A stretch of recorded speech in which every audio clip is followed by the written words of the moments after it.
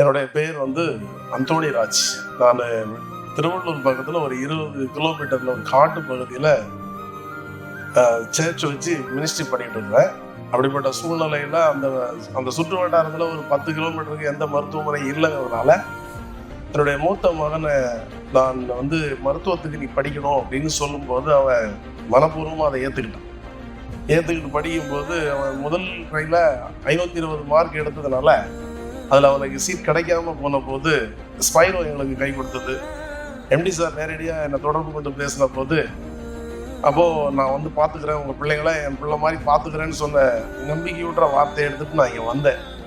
இங்கே வரும்போது நான் ஏதோ நமக்கு ஒரு காலேஜ் கிடைக்காதா அப்படிங்கிற ஒரு ஏக்கத்தோடு தான் வந்தேன். ஆனால் ஸ்பைரோனுடைய கோச்சிங்கையும் என் பிள்ளை படித்த அந்த மார்க்கையும் பார்த்துட்டு எந்த காலேஜ் வேணும்னு அரசாங்கம் கேட்குற அளவுக்கு ஸ்பைரோ என்னுடைய குடும்பத்தை உயர்த்தி வைத்தது. என் பையன் மாத்திரம் இல்லை, மூத்த பையன் மாத்திரம் இல்லை. மூத்த பையனை பார்த்தபோது 2வது பையனை என்ன பண்ணா, நானும் படிக்கிறேன் ஸ்பைரோவில் போய் அப்படின்னு சொன்னான்.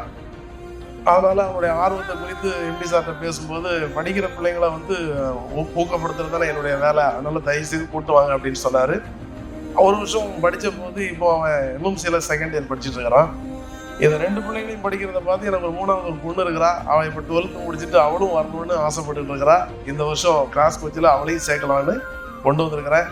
ஸ்பைரோ நான் படிச்சிருக்கிற படிப்பு 6ஆம் கிளாஸ் படிச்சிருக்கிறேன். 6ஆம் கிளாஸ் படித்த உங்கள் குடும்பத்தில் இன்னைக்கு 2 மருத்துவர்களை உருவாக்குனது அவங்க கேட்டால் காட் வேஸ் ஒன்று. 2வது நல்ல ஒரு ஏணி ஸ்பைரோ.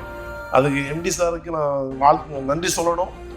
எப்படி நன்றி சொல்றதுன்னு எனக்கு தெரியல. அந்த அளவுக்கு என்னுடைய குடும்பத்தை உயர்த்தி வைத்திருக்கிறார். நன்றி எம்டி சாருக்கு நன்றி.